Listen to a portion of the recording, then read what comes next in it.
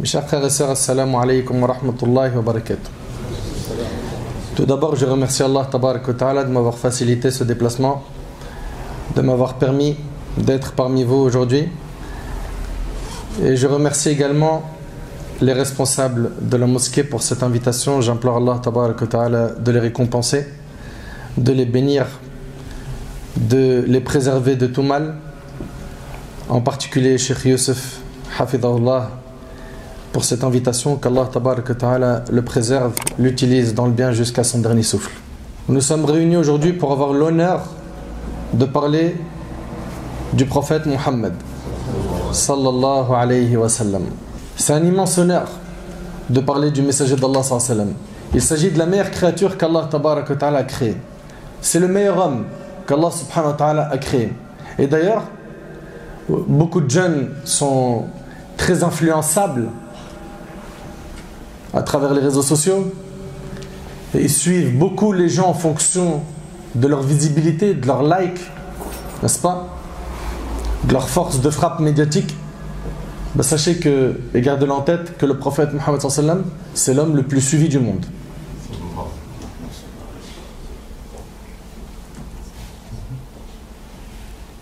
C'est l'homme le plus suivi du monde. Il y a combien de milliards de musulmans sur terre qui le suivent, alayhi salatu wassalam.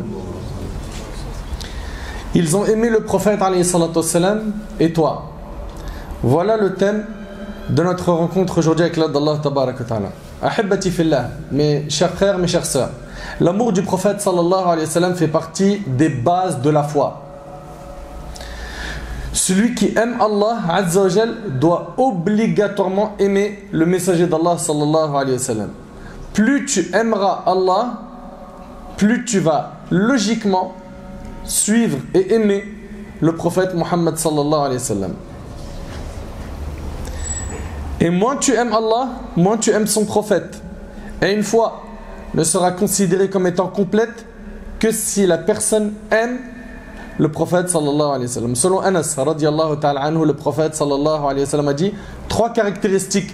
Celui qui les possède découvre grâce à elles la douceur de la foi. 1. Qu'Allah et son messager lui soient plus chers que tout le reste. La question que je me pose ainsi qu'à vous, est-ce qu'on aime Allah et son prophète Muhammad sallallahu alayhi wa sallam plus que tout sur terre? Plus que notre famille? Plus que notre mère qui nous a mis au monde? Plus que nos biens, nos richesses, plus que nos enfants? Si c'est le cas, alhamdulillah. Si ce n'est pas le cas, sachez qu'il y a un grand problème dans notre foi. 3 caractéristiques, celui qui les possède découvre grâce à elles la douceur de la foi. 1. Qu'Allah et son messager lui soient plus chers que tout le reste. Mes frères et sœurs, vous savez, on va se dire les choses clairement, et comme disent les jeunes, on va parler français aujourd'hui. Il y a un truc, moi, qui me dérange beaucoup et qui me gêne au plus profond de mon cœur, qui me fait souffrir, c'est de voir un nombre incalculable de musulmans aujourd'hui ne rien connaître ou quasiment rien connaître de la biographie du prophète sallallahu alayhi wa sallam. Et c'est à cause de cela qu'il y a une perte de repères qui est cruelle au sein de notre communauté. Le jeune aujourd'hui, tu lui dis, t'aimerais être comme qui? Bah écoutez, laissez parler la jeunesse et écoutez-les. Bien évidemment, on va entendre des jeunes qui vont dire, moi je veux être comme Rasulullah sallallahu alayhi wa sallam. Mais est-ce que c'est le cas de tous nos jeunes qui pour la plupart aujourd'hui vivent à travers quoi? Le monde des réseaux sociaux. Et sur Insta, Snap, TikTok, qu'est-ce qu'on leur présente comme modèle? Énormément de faux modèles. Et combien de musulmans rêvent d'être comme ces faux modèles, de les rencontrer, de les saluer, de passer un moment avec eux, de prendre juste une photo, un selfie avec eux. Et je dis bien des faux modèles qui égarent du chemin d'Allah. Comment ne pas aimer le prophète alayhi salatu wassalam, alors qu'il est la meilleure créature qu'Allah tabarak wa ta'ala a créée, l'élu parmi les créatures. Allah tabarak wa ta'ala a vanté le prophète alayhi salatu wassalam dans sa parole, dans ses propos. Allah tabarak wa ta'ala dit وَمَا يَنْتِقُ عَنِ الْهَوَى إِنْ هُوَ إِلَّا وَحْيٌ يُوحَى. Et il ne prononce rien sous l'effet de la passion. ce n'est rien d'autre qu'une révélation inspirée. Allah Azza wa Jalla a vanté le professeur de Muhammad sallallahu alayhi wa sallam lorsqu'il a dit Azza wa Jalla dans Surat Al-Najm, Allamahu shadidul quwa, lui a enseigné l'ange Gabriel à la force prodigieuse. Qui a été l'enseignant du prophète sallallahu alayhi wa sallam? C'est l'ange Jibril alayhi salam. Allah tabarak wa ta'ala a vanté le cœur de Muhammad sallallahu alayhi wa sallam lorsqu'il a dit Ma kadhaba al-fu'adu ma ra'a, le cœur n'a pas menti ce qu'il a vu.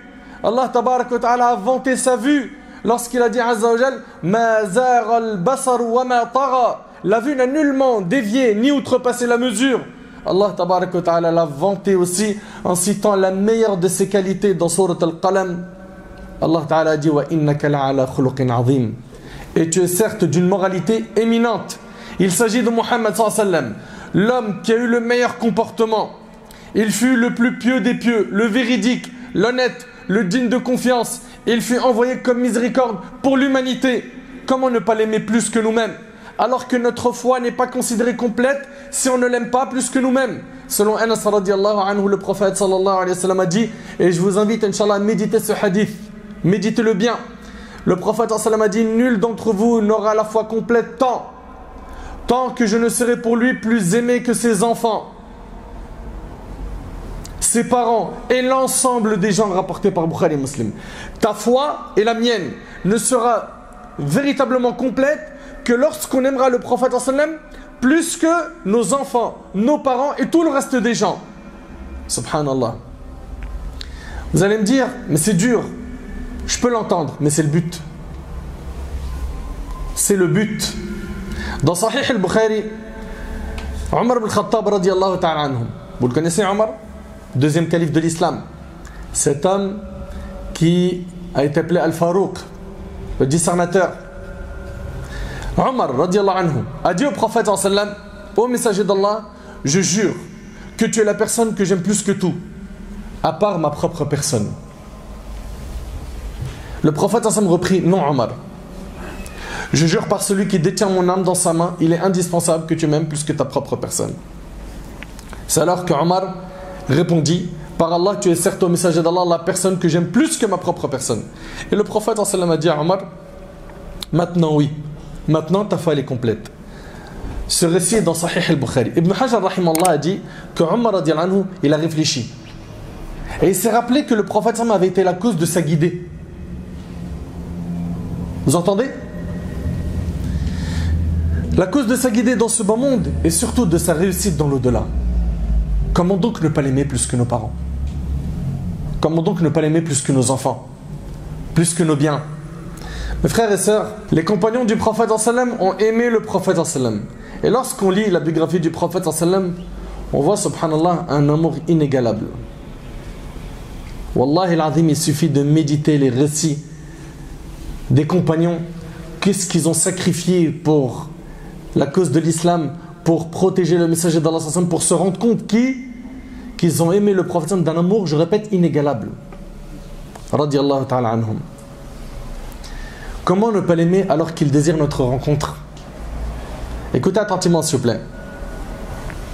Ô vous qui aimez le prophète sallam, je vous annonce la bonne nouvelle.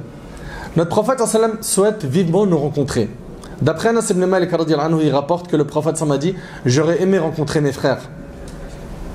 Les compagnons lui dirent, ne sommes-nous pas tes frères? Il répondit alayhi salatu wassalam, vous êtes mes compagnons. Par contre, mes frères sont ceux qui ont cru en moi sans pour autant m'avoir vu.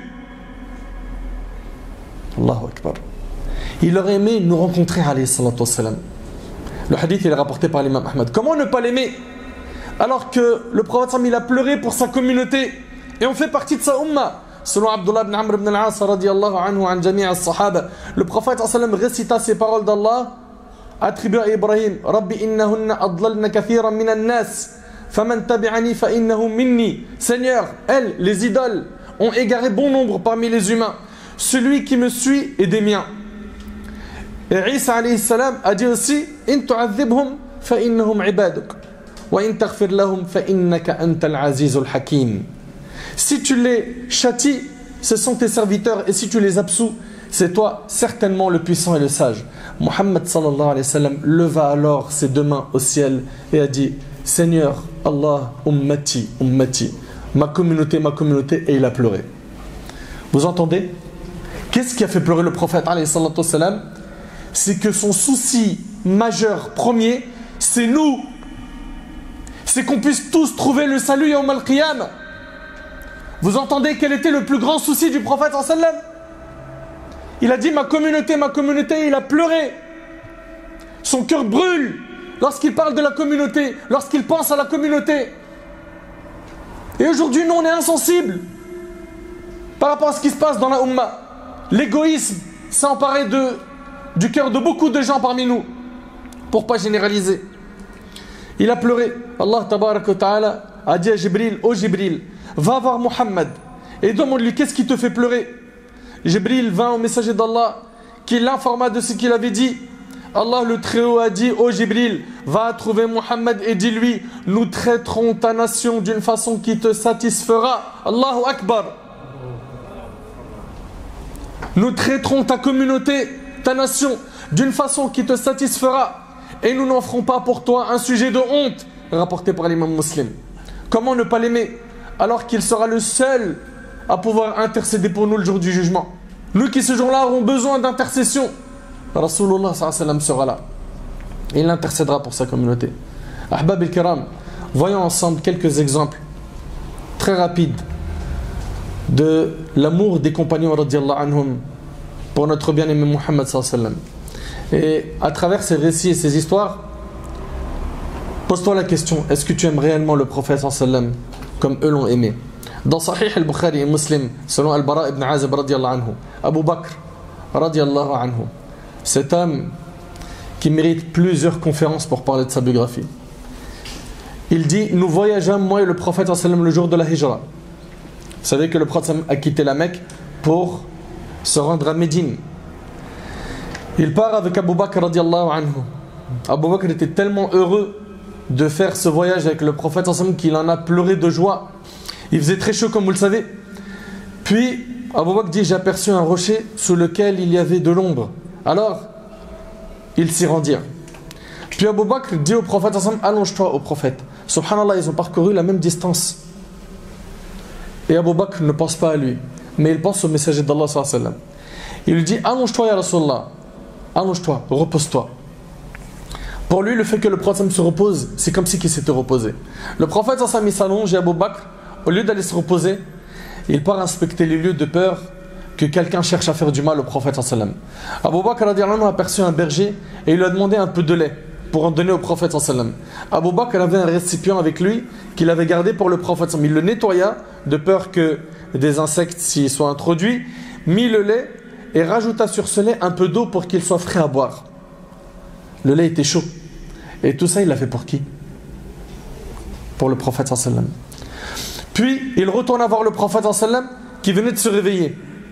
C'est-à-dire, il l'a bien laissé dormir, il l'a laissé se reposer, il ne l'a pas dérangé. Il a donné à boire et regardez Abu Bakr, il va dire quoi? Il a dit, le prophète a bu jusqu'à ce que je me suis apaisé. Allahu Akbar. Allahu Akbar. Je répète, Abu Bakr dit, le prophète a bu jusqu'à ce que je me suis apaisé. Vous ressentez à quel point ils étaient fusionnels? Allahu Akbar. Ali ibn Abi Talib on lui a demandé comment se caractérisait votre amour pour le prophète. Il a dit, je jure par Allah, il était plus aimé que nos biens, nos enfants, nos pères et mères, et plus aimé encore que l'eau fraîche en temps de soif. Aïcha radiallahu ta'ala anha raconte, ce hadith-là il est rapporté par Tabarani et je vous demande s'il vous plaît de le méditer.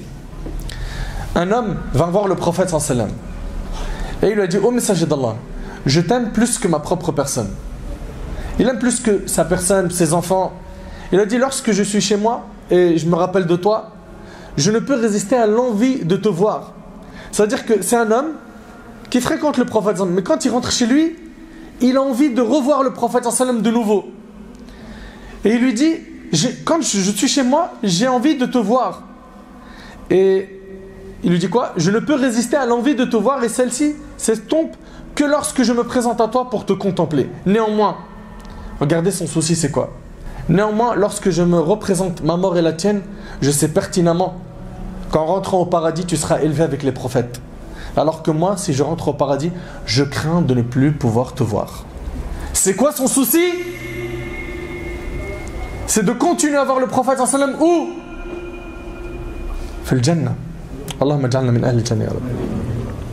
Le prophète sallam n'a pas répondu jusqu'à ce que Jibril alayhi salam descendit avec ce verset wa may yuti'illaha war rasul فأولئك مع الذين أنعم الله عليهم من النبيين والصديقين والشهداء والصالحين وحسن أولئك رفيقا. Quiconque obéit à Allah et à son messager, ceux-là seront avec ceux qu'Allah a comblés de ses bienfaits, les prophètes, les véridiques, les martyrs, les vertueux.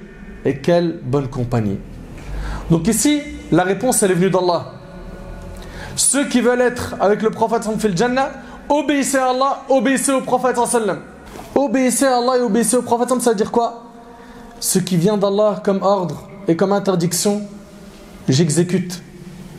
Ça a été rendu obligatoire, j'applique. C'est interdit, je m'écarte. Pareil, c'est un ordre qui vient du prophète sallam, j'applique. Une interdiction, je m'abstiens. C'est comme ça qu'on va trouver le salut sur terre et la félicité le jour du jugement. Et je sais que certains parmi nous sont attachés à des péchés. Et ils savent que telle chose est haram, ils le savent. On attend quoi exactement? Tôt ou tard, ça sera toi qu'on va présenter pour Salat al-Janazah. Tu ne pourras pas demander dans la tombe, ni le jour du jugement, une deuxième occasion de pouvoir revenir sur terre pour œuvrer. C'est fini. D'après Ibn Ishaq, rahimallah, il raconte une femme médinoise avait subi l'épreuve de perdre, écoutez attentivement ce plaint, elle a perdu son père, son frère et son mari le jour de la bataille de Uhud en compagnie du messager d'Allah sallallahu alayhi wa sallam. Elle demanda, et qu'en est-il du messager d'Allah? On lui a dit, il va bien grâce à Allah, il est en vie, il est comme tu le souhaites. Elle leur a dit, montre-le-moi, j'aimerais le voir. Lorsqu'elle le vit, alayhi salatu wa sallam, elle s'exclama, je te vois et tout malheur est dès lors insignifiant à mes yeux. Cette femme, elle vient de perdre son père, son frère et son mari. Allahu Akbar. Lorsque Zayd ibn Dathina radiallahu anhu fut emprisonné à la Mecque, Abu Sufyan, qui n'était pas encore musulman à l'époque, il lui proposa avant de l'exécuter, il lui dit, Zayd, dis-moi sincèrement, aimerais-tu rejoindre ta famille et mettre à ta place Mohammed pour qu'on lui tranche la tête? C'est-à-dire que ce compagnon, il a deux doigts de perdre la vie. Vous suivez? Et on lui demande, est-ce que tu aurais aimé là, tout de suite, qu'il y ait Rasulullah à ta place? Et que toi, tu sois avec ta famille. Il a dit, je jure par Allah, je n'aimerais pas qu'à cet instant précis, une épine pique Mohammed à l'endroit où il se trouve, alors que je suis parmi ma famille. Abu Sufyan a dit qu'il n'a pas vu une personne aussi honorée que Mohammed, tellement il était honoré par ses compagnons. Juste avant sa mort, Bilal radiallahu anhu voit sa femme dire, quel malheur. Bilal au moment de la mort il dit, pas quel malheur, il ne faut pas dire quel malheur, il faut plutôt dire quel bonheur, demain je retrouverai ce que j'aime, Mohammed et ses alliés. Ahbab al-Kiram, cet amour, pour l'atteindre, il faut connaître le prophète sallam. Il faut le connaître, plus tu vas le connaître, plus tu vas l'aimer. Urwa ibn Mas'ud al-Thaqafi radiallahu anhu, il dit, j'ai visité les cours des rois et j'ai vu les splendeurs de César, de Khosroès et de Négus, mais jamais je n'ai vu de roi plus révéré que ne l'est Mohammed de ses compagnons. C'est rapporté par l'imam al-Bukhari. Rabi' ibn Ka'b al-Aslami radiallahu anhu, le prophète lui a dit un jour, demande-moi, fais-moi une demande. Il a dit, je te demande d'être ton compagnon au paradis. Vous entendez la demande du compagnon? Le prophète lui a dit, y a-t-il autre chose? Est-ce que tu as une autre demande? Peut-être on aurait fait la même chose nous aussi, on aurait dit, ya Rasulallah, moi ce que je veux c'est d'être au paradis avec toi. Le prophète lui dit, est-ce qu'il y a une autre chose, une autre demande que tu as à part cela? Il a dit non, c'est juste ça. Il aurait pu lui dire un mariage, n'est-ce pas? Fais-moi dua pour mes projets, que je trouve un bon travail. C'est juste ça. On voit ici à travers ce récit que les Sahaba, ce qu'ils veulent par-dessus tout, c'est quoi? Al-Jannah, le paradis. Abu Ayyub al-Ansari radiyallahu anhu, celui chez qui le prophète sallam a demeuré depuis le premier jour de la Hijra. La maison d'Abu Ayyub était composée de 2 étages. Le prophète sallam lui demanda l'autorisation de rester au rez-de-chaussée, sachant qu'il allait avoir quoi?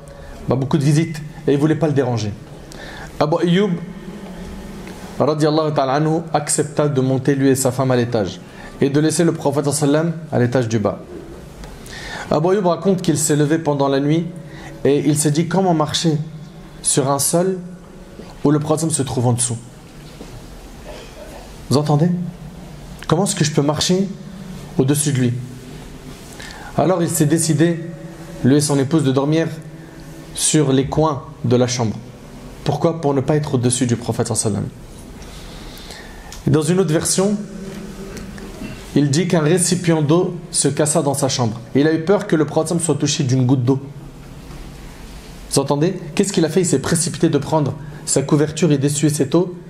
Et je vous précise qu'il n'avait que cette couverture pour se couvrir lui et sa femme. Ça, c'était l'amour du prophète qui avait rempli son cœur. Le lendemain, Abu Ayyub radiyallahu anhu est parti voir le prophète. Il a dit: par Allah, je ne dormirai plus dans un endroit où tu te trouves en dessous. Monte à l'étage, au messager d'Allah. Et le prophète a accepté de monter à l'étage. Abu Ayyub radiyallahu anhu, quand il a envoyé au prophète à manger, il attendait d'avoir l'assiette du prophète. Une fois qu'il avait terminé de manger, il regardait où est-ce qu'il y avait les traces du doigt du prophète, et à ce moment-là, il commençait à manger. Subhanallah.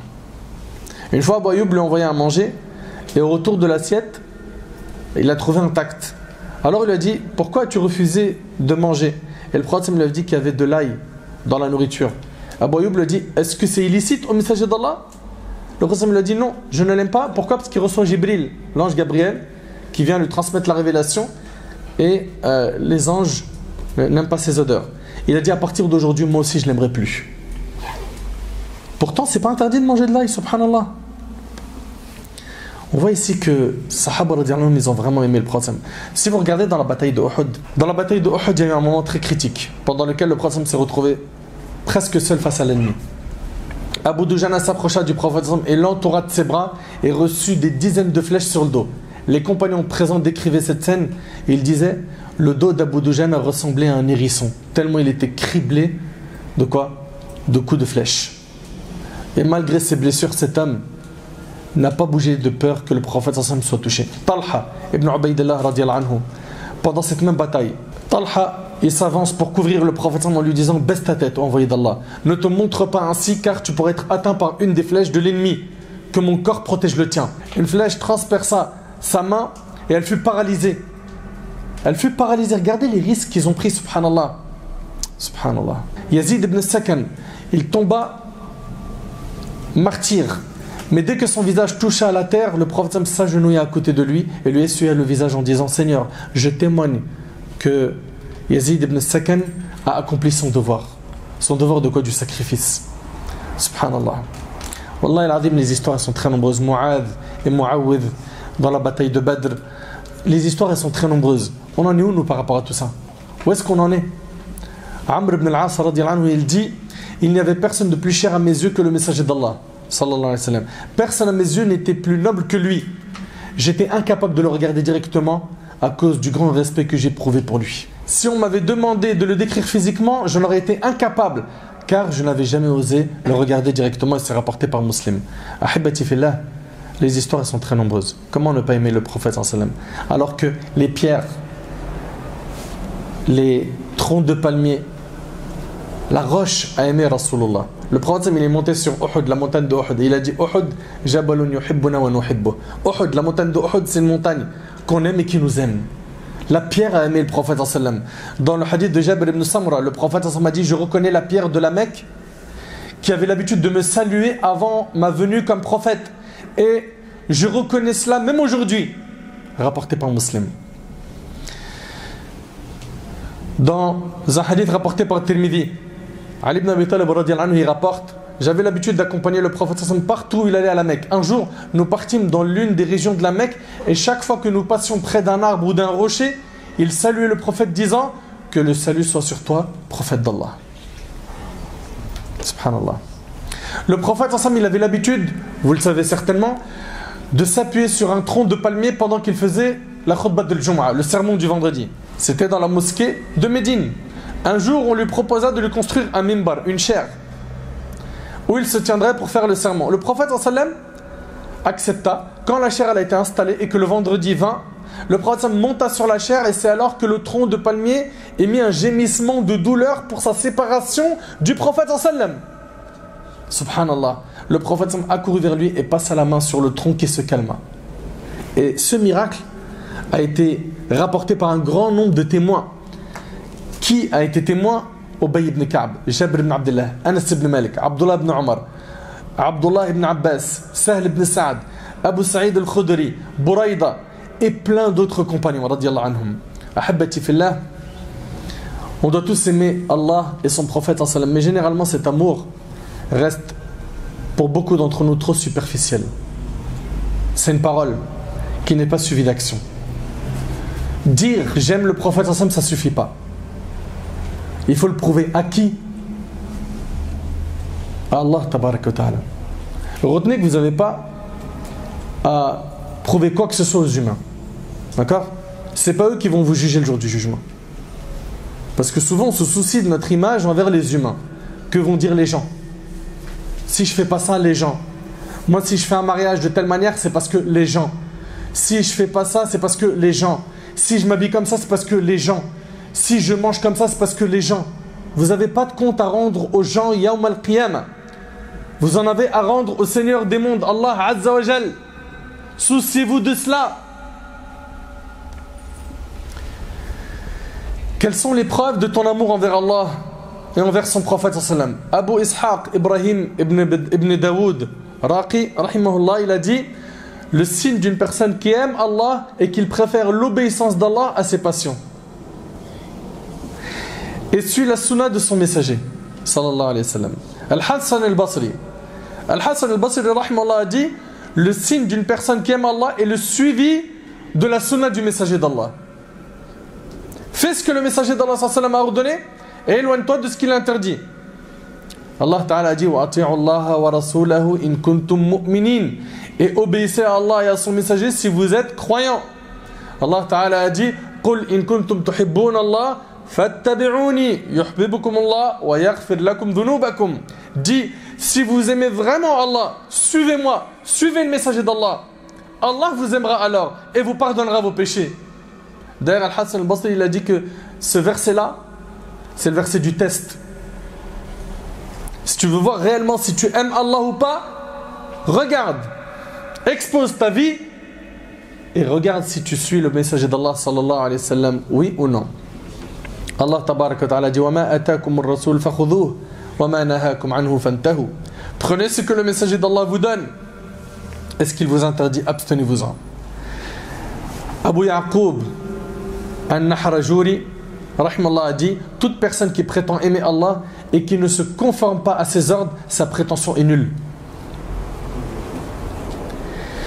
Et toute personne qui aime Allah et ne le craint pas est dans l'illusion totale. Yahya ibn Mu'adh rahimallah a dit: n'est pas véridique celui qui prétend aimer Allah sans se conformer à ses ordres.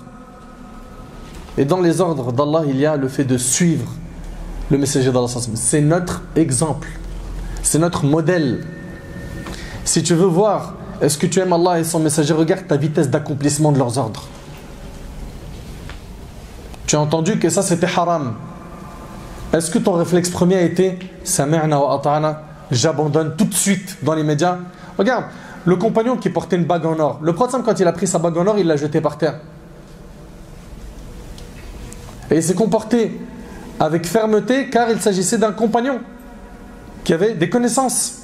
Il ne s'est pas comporté de la même manière avec le bédouin ignorant. Et ça montre qu'il y a un fiqh dans le da'wah, qu'il y a une compréhension fine qu'il faut avoir quand on appelle Allah, savoir doser. Parfois ça sera ferme, parfois ça sera beaucoup de douceur. Vous suivez? Et ici, le compagnon radiyallahu anhu, on lui a jeté sa bague, il a refusé de la prendre. Il a refusé de la prendre, même la prendre et en tirer profit. C'est dans l'immédiat, c'est haram, stop. Être musulman, ça veut dire quoi? Ça veut dire être soumis à Allah. Soumis à Allah, ça veut dire l'ordre il vient d'Allah, j'exécute. suite, dans l'immédiat. Et vous remarquerez, quand il s'agit de quelque chose de dunya, on se presse rapidement pour essayer de l'avoir. Et quand il s'agit des choses de l'au-delà, quand il s'agit de l'akhira, al-jannah, ouais, mais il me faut du temps. Non, mais c'est vrai ce que tu dis, je sais que c'est haram, mais laisse-moi du temps.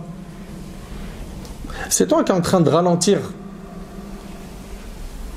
ton cheminement vers le Jannah. Ce que tu es en train de faire, tu es en train de remplir ton livre.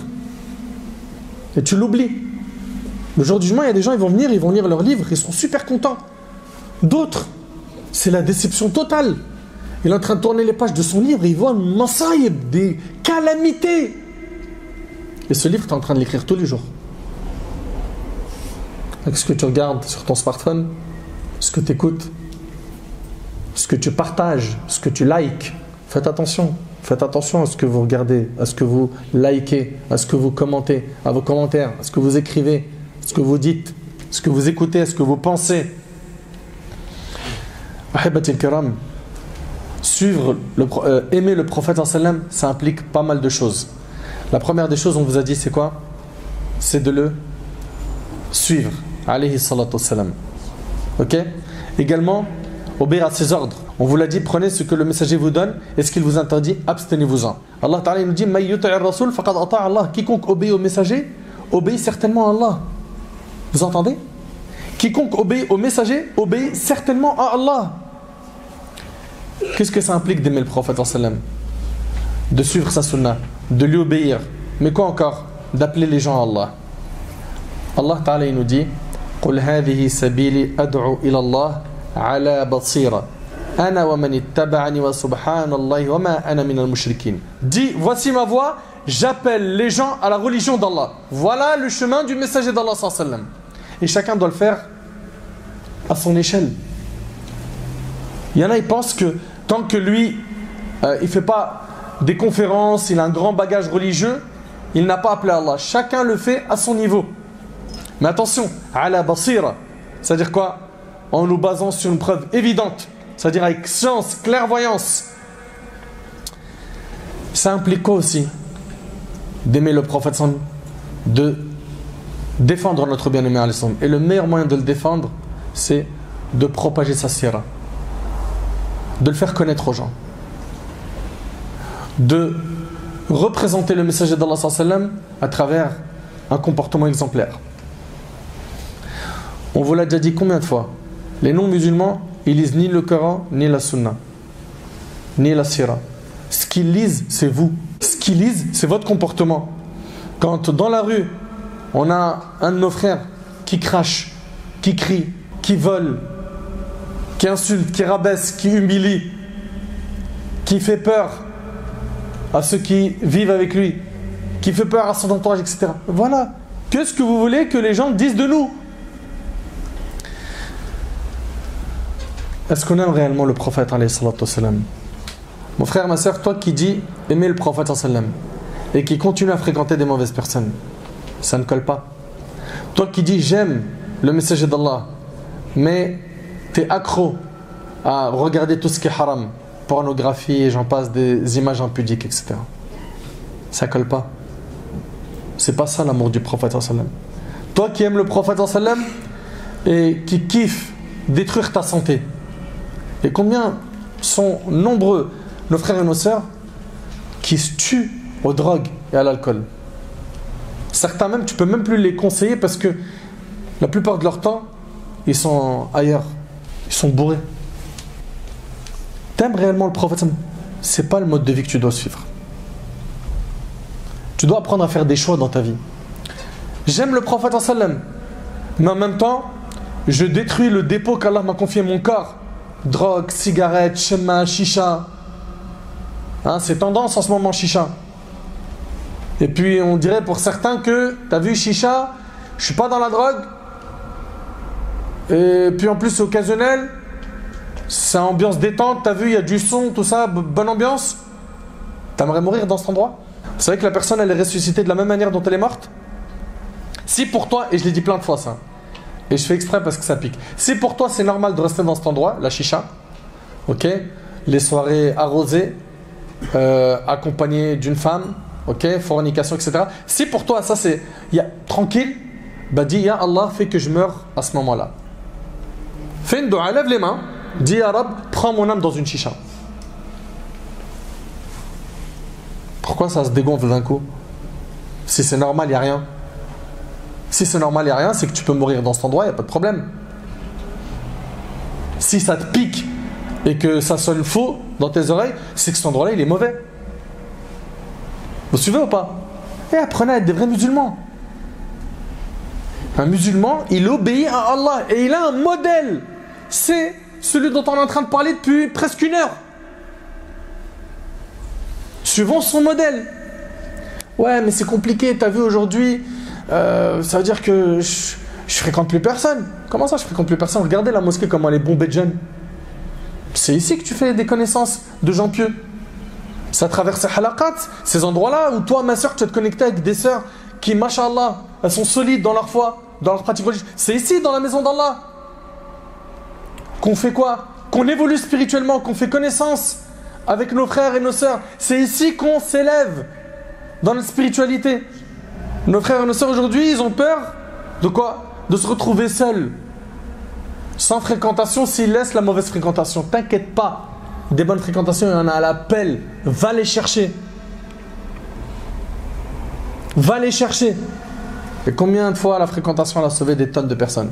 J'aime le prophète sallallahu alayhi wa sallam, mais mon mariage ne ressemble pas à celui de Rasulullah.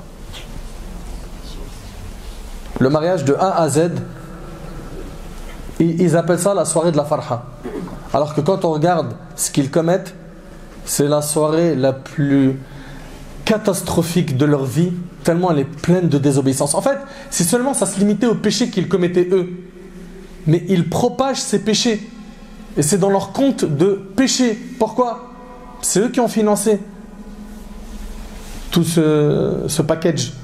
La salle, le DJ, le machin, le code vestimentaire qui est ruiné, sa danse, c'est exhibé, c'est ahwal. Pareil, si pour toi, il n'y a rien, dis Ya Allah, fais que je meure ce soir-là. Prends mon âme pendant que le DJ est en train de mettre le feu. Vous voyez que ça picote. J'aime le prophète sallam, mais quand je m'assois avec mes potes, on est tout le temps dans la médisance, calomnie. On ne peut pas rester assis. Vous avez remarqué que c'est très rare que des gens soient assis entre eux sans qu'ils ouvrent le dossier de quelqu'un. C'est-à-dire quoi le dossier de quelqu'un? Ils parlent de quelqu'un en mal. Pourquoi? Pour pouvoir rire. Sinon, il n'y a pas d'ambiance. On déchire l'honneur de quelqu'un. Et après, tu me dis, j'aime le messager d'Allah sallam. Arrêtons de mentir un petit peu. Ok? Cessons le mensonge. Regardons-nous dans la glace et prenons-nous sérieusement en main. Cette vie, elle est trop courte, l'équipe. On n'a pas le droit de se louper. On est obligé de faire attention à nos actes. Mais non.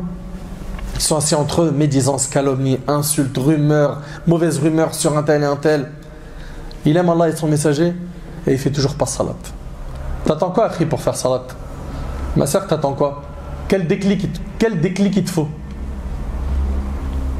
T'attends quoi? T'attends le jour où on te porte sur le cercueil, sur nos épaules, et qu'on te ramène à la mosquée pour prier sur toi? T'attends quoi? Qu'est-ce qui traîne pour salat? Ma soeur, qu'est-ce qui traîne pour le hijab? Toi qui sais que c'est l'obligation religieuse.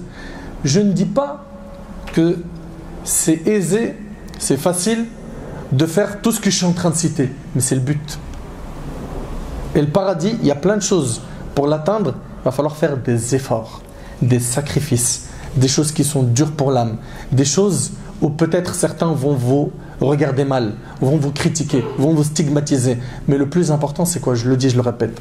C'est le regard d'Allah, c'est la satisfaction d'Allah, c'est la rencontre avec Allah, c'est le fait qu'Allah subhanahu wa ta'ala, le jour où je serai devant lui, il est satisfait de moi, il m'accorde mon livre de la main droite et je fonce direction Al-Jannah. C'est pas ce qu'on rêve d'avoir tous, n'est-ce pas? C'est notre plus grand souhait, on est d'accord ou pas? Tu aimes vraiment Allah et son messager, mais jusqu'à maintenant, les obligations religieuses, elles sont bafouées. Zakat, tu sais même pas encore la calculer. Hajj, c'est même pas dans tes objectifs. Ramadan, tous les ans, on pose des tonnes de questions sur Ramadan. Jusqu'à maintenant, il y a quoi? Que des faibles connaissances dans nos cervelles. À un moment donné, il faut apprendre. Apprenons la religion. Mettons le pied à l'étrier, on apprend. Il y a un début. Vous voyez beaucoup d'imams qui viennent dans cette mosquée ou ailleurs, sur YouTube ou autre, que vous suivez, que vous appréciez leur contenu. Mais un jour, eux, ils étaient ignorants, ils ne connaissaient rien. Et ils sont passés par le début, l'alphabet, les lettres arabes, etc. etc. Faites comme eux. T'aimes Allah et son messager, mais il n'y a pas de sunnah dans ta vie. J'aime Allah et son messager, j'aime le prophète, mais il n'y a pas la sunnah dans ma vie. Normalement, subhanallah, à chaque fois que je fais n'importe quoi dans ma vie, je me pose la question, qu'est-ce qu'a fait le messager d'Allah? Et vous allez voir qu'il y aura toujours un texte. Toujours un texte sur la manière de t'habiller, de te coiffer, de sortir de chez toi, de prendre les transports en commun ou ton véhicule. Il y aura toujours un texte dans la religion qui nous montre ce que le messager d'Allah sallam nous a recommandé. Tu l'aimes? Suis-le. Suis-le. Abdullah ibn Umar, il était impressionnant dans son suivi de la sunna du prophète sallam, au point où il ne s'est pas limité à le suivre dans les adorations, même dans les habitudes qu'avait le prophète, il s'arrêtait dans certains endroits pour uriner. On lui disait, mais pourquoi? Il a dit, car le prophète a uriné ici. Vous imaginez un peu? Et aujourd'hui, quand tu dis à quelqu'un, c'est sunna, il dit, ah, sunna. Sunna aujourd'hui, traduction chez certains, c'est, ah, c'est pas obligatoire. Non, ne sois pas de cela.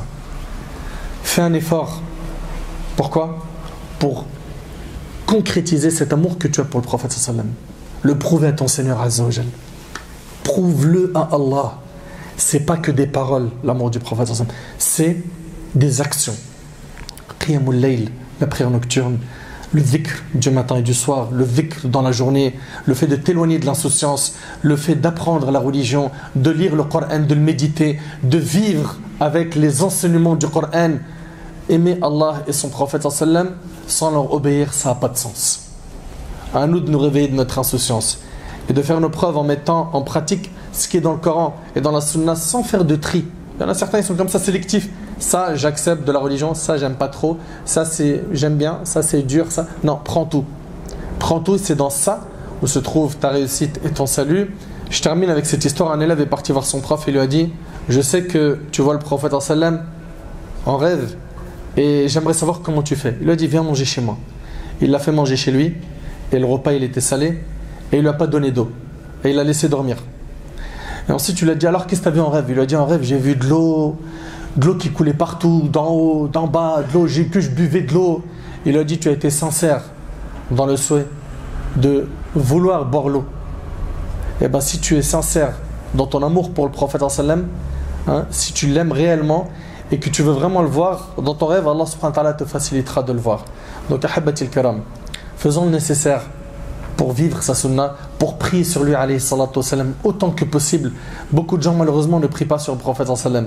Et ça c'est quelque chose qu'il faut vraiment corriger. Le prophète sallam, il a dit, celui qui prie sur moi une fois, Allah priera sur lui 10 fois à cause d'elle. Et ça veut dire quoi? Allahumma salli ala Muhammad. C'est-à-dire, ya Allah, fais l'éloge de ton prophète auprès des malaïkas, les anges. En retour, Allah fait ton éloge à toi auprès des anges 10 fois. Enfin, j'implore Allah subhanahu wa ta'ala de nous faciliter de suivre notre prophète, de l'aimer d'un amour concret. Que ce ne soit pas des paroles, mais que ça se concrétise par des actes. Qu'on ait le même mode de vie que Rasulullah, qu'on ait le fikr du prophète, c'est-à-dire quoi? On pense comme lui. Qu'on ait la même manière de pratiquer le din que lui. Qu'on ait comme souci de nous rapprocher d'Allah comme lui. Qu'on ait comme souci la communauté comme le prophète avait ce souci. J'implore Allah subhanahu wa ta'ala de nous faciliter une réforme rapide. J'implore Allah tabarak wa ta'ala de nous écarter de toutes les addictions mauvaises, de tous les maux, de tous les péchés auxquels nous sommes attachés. J'implore Allah subhanahu wa ta'ala de nous pardonner nos manquements et de nous faciliter de revenir vers lui azza wa jalla, et surtout de nous accorder une bonne fin.